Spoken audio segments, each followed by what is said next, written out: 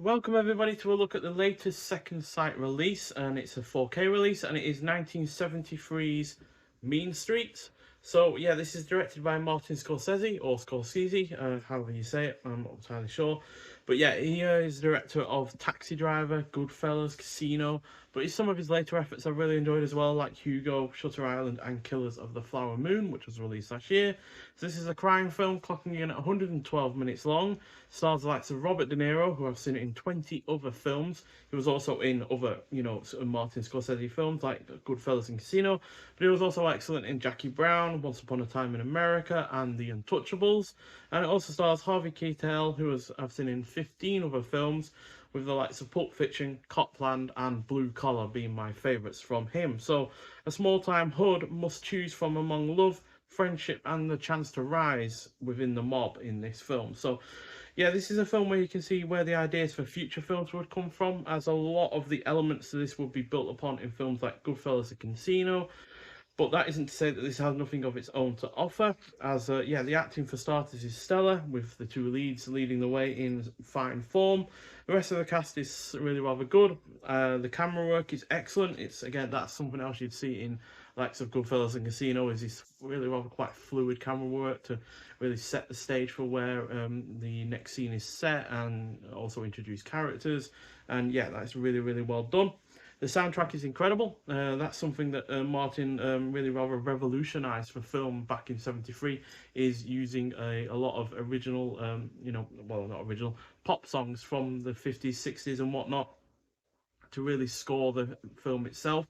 I don't think it has a score of its own, but yeah, it's got a lot of '50s and '60s pop music in there that is used to set the scene, set the mood, and provide the atmosphere. And that's something he'd obviously do in future films, especially in Goodfellas and Casino, which he'd do even better in those films.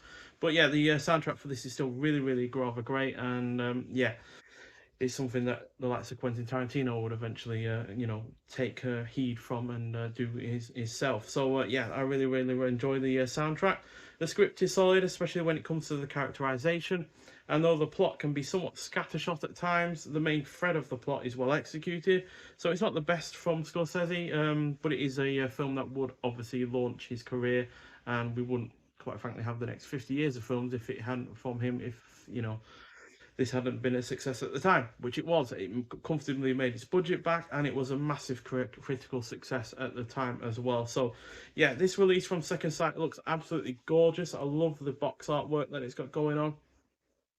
And as per usual from Second Sight, it's a really rather nice hard box, which they do really rather nicely. Now, I haven't bought much from Second Sight lately because basically, well, a lot of the films I've been releasing have either been films that I've seen already and kind of liked, but wasn't bowled over enough to spend the amount of money that these ones cost, as they can cost anywhere between £30 and £50, which is obviously quite a lot. Or the films themselves just weren't something that piqued my interest enough to watch for the first time via the Second Sight release. So yeah, with this release, we obviously get the discs, 4K and Blu-ray. The 4K looks excellent, as and you'll know why once we get into the rest of the extras on this release. And this is the case it comes in. So again, keeping the theme up of the Mean Streets artwork there. We also get several art cards. These are reproduction lobby cards. Yeah, reproduction lobby card art cards. So minor spoilers for the film. One thing that is interesting is, despite Robert De Niro actually being younger than Harvey Keitel, he actually looks older. Robert De Niro does not look like he's 30 in this film. He looks a lot older than that. So, yeah. But regardless, rest of these art cards, they don't fall off.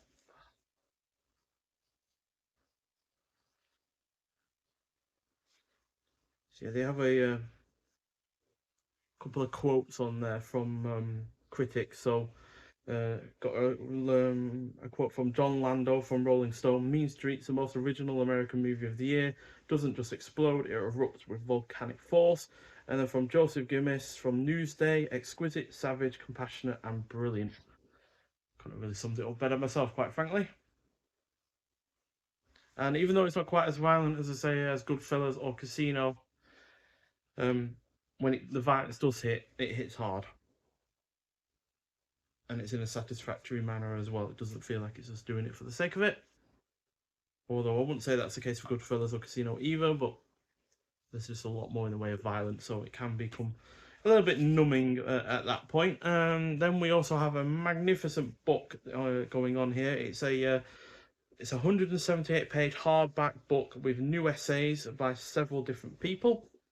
So yeah, it's a proper thick book. This isn't certainly something that you could comfortably put this on your shelf. Quite frankly, it wouldn't even need to be included with the hard box. But yeah, we've in terms of contents, we've got the cast and crew. Then we've got extract from Scorsese on Scorsese, edited by Ian Christie and David Thompson. Then we got You Make Me Laugh, Mean Streets as a Film About Joy by Alina Lazek. Then we got You Know I Will Adore You Till Eternity, Scorsese's Nostalgia by Mark Ashk. Then we got Honourable Men, Friendship and Masculinity in Mean Streets by Christina Newland. Then we've got Mean in the Streets, Pious in the Sheets by Lillian Crawford. A Good Kid, Robert De Niro as Johnny Boy by Manuela Lysick. And then we've got Nothing Matters But the Music, Mean Streets, Michael Powell and the Composed Film by Daniel Bird.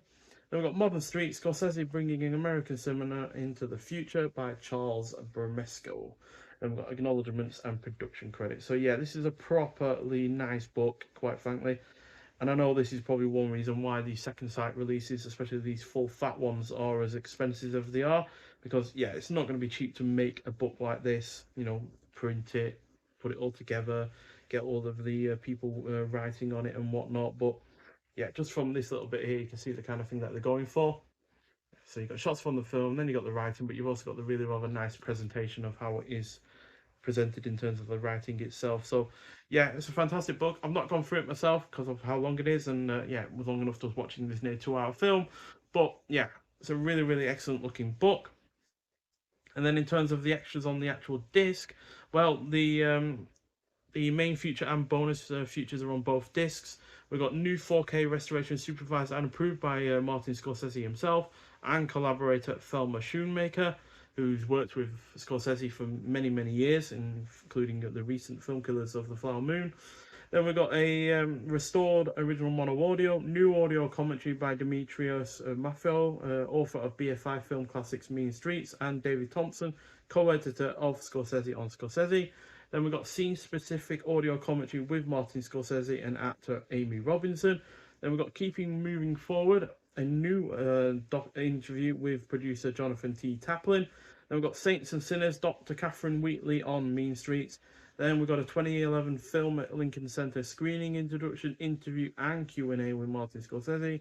Then we've got Mardik, Baghdad to Hollywood feature-length documentary, archive featurette Back on the Block, and archive featurette Home Movies, as well as the trailer. So yeah, proper big release in terms of everything that it's got going on in terms of the physical aspects and all of the extras on the disc. And it's really rather nice to see that Scorsese himself has got involved in the you know, the restoration and re-release of this film on home video. So yeah, impressive film, 4 out of 5. Like I said, it's not quite as perfect as Goodfellas or Casino. I certainly prefer them because they just feel a little bit more whole in terms of their plot and the way that the whole plot develops over, you know, several years.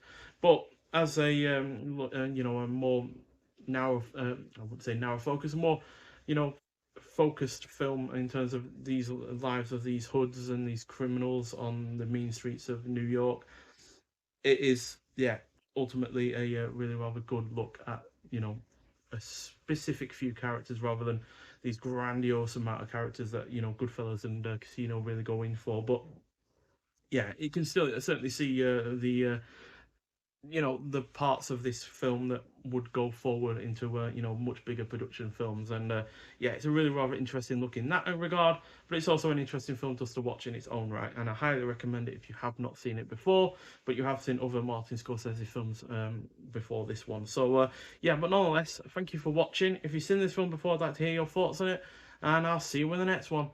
Bye.